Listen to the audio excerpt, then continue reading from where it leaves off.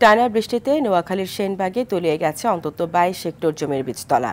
পচে গেছে বিপুল আমনের চারাগাছ। এতে ব্যাপক ক্ষতির মুখে পড়েছে কৃষকরা।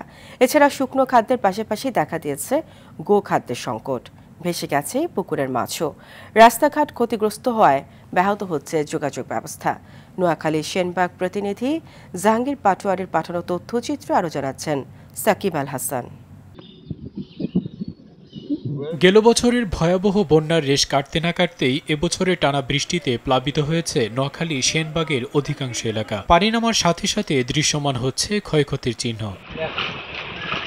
উপজেলা কৃষি অফিসের তথ্যমতে বন্যায় অন্তত 22 হেক্টর পরিমাণ আমনের বীজতলা ক্ষতিগ্রস্ত হয়েছে। উঁচুতে থাকা চারাগাছ নষ্ট না হলেও ক্ষেতের পানি এখনো না নামায় চাষ নিয়ে শঙ্কায় কৃষক। টাকাও নাই, সেই সময়ও নাই, আর ফলাম যে কোনো ভিটি তো সব পানিতে ভাসায়। এখন অতিবৃষ্টির কারণে আমাদের ফসলগুলা নষ্ট হয়ে গেছে। সরকারের কাছে আকুল আবেদন, যেখানে বাঁধ আছে ওইগুলো আমাদের যেন দ্রুতভাবে সংস্কার করে।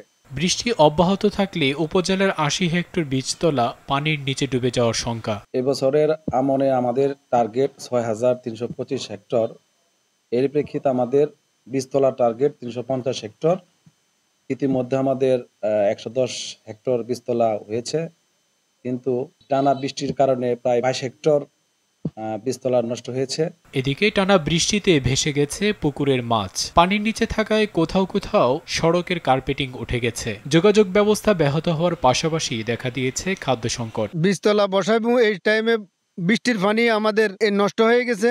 এখন আমরা হালত বরাদ করে ধান কিনছি। যে ঋণ হয়েছি, এই ঋণ তো আগের তো শোধ করতে পারি নাই, এখনো কিন্তু যে দরা খাইছি এটা কাটি উঠবার মতো কোনো লাইন আমাদের নাই। সেনবাগ উপজেলায় এবছর 6325 হেক্টর জমিতে আমন চাষের লক্ষ্যমাত্রায় 110 হেক্টর জমিতে বীজ রোপণ করা হয়েছে। সাকিব আল হাসান, RTV।